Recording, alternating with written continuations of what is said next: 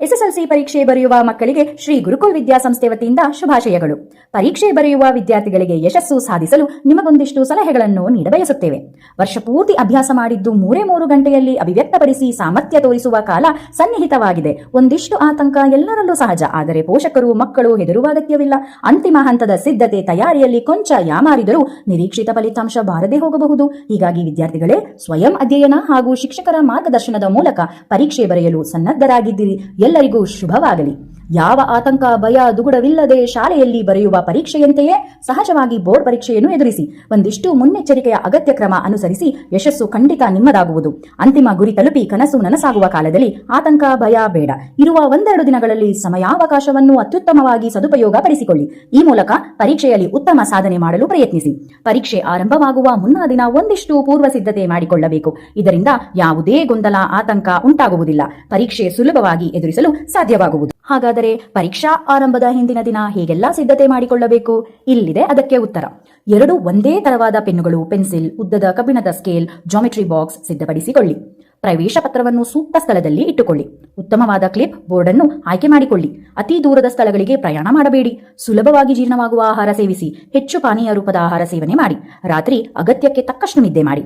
ಸಾಮಾನ್ಯ ಕೈಗಡಿಯಾರವೊಂದನ್ನು ಇಟ್ಟುಕೊಳ್ಳಿ. ಪ್ರಶ್ನೆ ಪತ್ರಿಕೆ ಸೋರಿಕೆ ಗಾಸಿಪ್ಗಳಿಗೆ ತಲೆ ಕೆಡಿಸಿಕೊಳ್ಳಬೇಡಿ.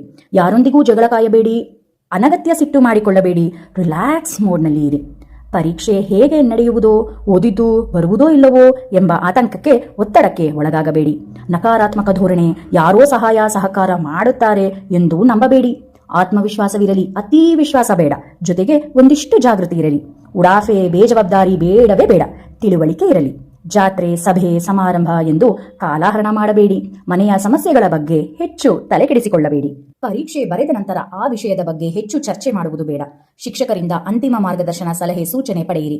ನಿಮ್ಮ ಪರೀಕ್ಷಾ ಕೇಂದ್ರವನ್ನು ಒಮ್ಮೆ ನೋಡಿ ಖಚಿತಪಡಿಸಿಕೊಳ್ಳಿ. ಪರೀಕ್ಷಾ ನಿಯಮಗಳನ್ನು ತಿಳಿದು ಪರೀಕ್ಷಾ ಹಾಲ್ನಲ್ಲಿ ಹೇಗೆ ವರ್ತಿಸಬೇಕು ಎಂಬ ಸಾಮಾನ್ಯ ಅರಿವಿರಲಿ. ಅತೀ ಮುಖ್ಯವಾಗಿ ಮೊಬೈಲ್ ಬಳಕೆಯನ್ನು ಆದಷ್ಟೂ ಕಡಿಮೆ ಮಾಡಿ.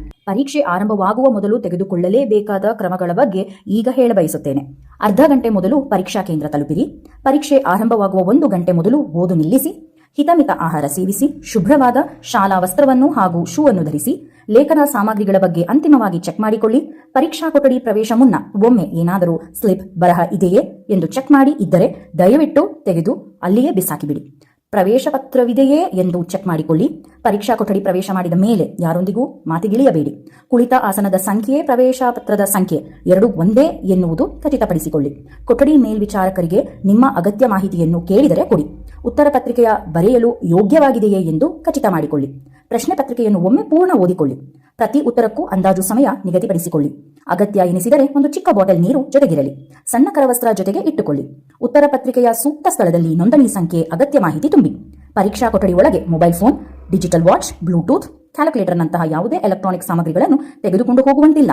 ವೈಯಕ್ತಿಕ ಸ್ವಚ್ಛತೆ, ಆರೋಗ್ಯದ ಕಡೆ ಹೆಚ್ಚು ಗಮನವಿರಲಿ. ಈಗ ಪರೀಕ್ಷೆ ಬರೆಯುವಾಗ ಒಂದಿಷ್ಟು ಸಲಹೆಗಳು.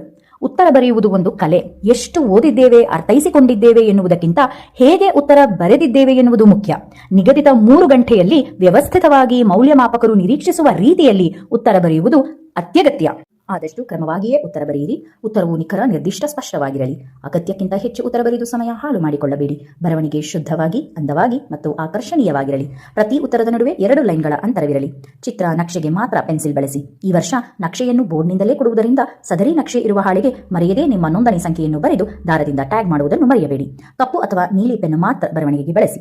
ಪೆನ್ನು ಬದಲಿಸುವ ಮುನ್ನ ಮೇಲ್ವಿಚಾರಕರಿಂದ ಅನುಮತಿ ಪಡೆಯಿರಿ. ಗೊಂದಲಕ್ಕೀಡು ಮಾಡುವ ತಿರುಚಿದ ಪ್ರಶ್ನೆಗಳನ್ನು 2-3 ಬಾರಿ ಓದಿ ಅರ್ಥೈಸಿಕೊಂಡು ನಂತರ ಉತ್ತರಿಸಿ. ಉತ್ತರ ಪತ್ರಿಕೆಯಲ್ಲಿ ಯಾವುದೇ ಧಾರ್ಮಿಕ ಚಿಹ್ನೆ, ಹೆಸರು ಹಾಕಬೇಡಿ. ಪ್ರಶ್ನೆ ಪತ್ರಿಕೆಯಲ್ಲಿ ಯಾವುದೇ ಬರಹ ಗುರುತು ಮಾಡಬೇಡಿ. ಅಡಿಷನಲ್ ಹಾಳೆ ಕಟ್ಟುವಾಗ ಅಗತ್ಯ ಮಾಹಿತಿ ತುಂಬಿರಿ. ಆಸನ ಬಿಟ್ಟು ಕದಲಬೇಡಿ. ಅನಗತ್ಯವಾಗಿ ನಿಲ್ಲಬೇಡಿ. 15 ನಿಮಿಷ ಮೊದಲೇ ಎಲ್ಲವೂ ಉತ್ತರಿಸಿ. ಕೊನೆಯ 15 ನಿಮಿಷ ಉತ್ತರ ಪತ್ರಿಕೆಯ ಪರಿಶೀಲನೆಗೆ ಮೀಸಲಿಡಿ.